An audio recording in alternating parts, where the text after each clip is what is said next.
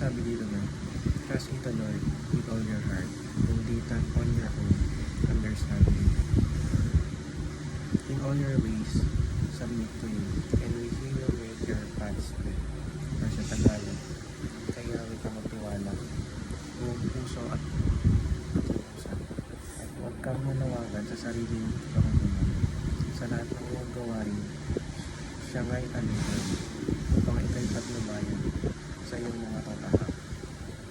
Kaya sabi sa verse na magtiwala ka tayo sa Diyos ang buong puso, at huwag tayo magtiwala sa sarili natin kalayan o pagpipigil. Tapos alam ng Diyos ang mga nangyari sa atin, at kung isasabihin natin ang sarili natin sa Kanya, siya ang magdadala sa atin sa tamang Diyos.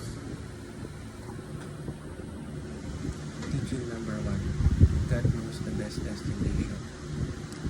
Alam ng Diyos kung saan patutunguhan at pinakamakakapapabuti sa atin. Ang destination natin minsan ay hindi naayon sa destination ng Diyos para sa atin. Siyempre dahil mas alam ng Panginoon kung ano ang pinakamaganda para sa atin. Teaching number 2, God knows the best way.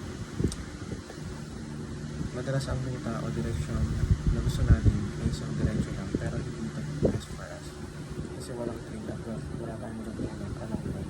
Pero kung ang ruta ng Panginoon, may two ups and downs no? Pero mahubog tayo bago tayo mapunta sa destination natin.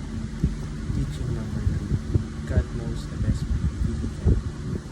Alam ng Panginoon ang paraan para makapunta tayo sa success o sa magandang buhay. Ang vehicle, madalas sa sinasabi nito ang Diyos dahil siya mismo ang magdadala sa atin sa ating patutunguhan. Application number 1, trust in the Lord with all your heart. Pag nagtiwala tayo sa Diyos ay dapat buong at walang pag-alinlangan. Huwag tayong magdadalawang isip na picture, nothing is impossible. Application number 2, lean not on your own understanding. Huwag tayong magtiwala sa ating mga sarili lang.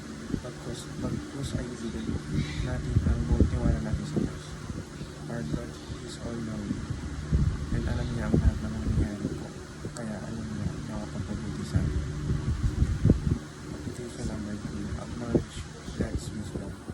Ang mga katuroan ng Diyos ang dapat natin sa buhay natin, at huwag tayo mag-alinlangan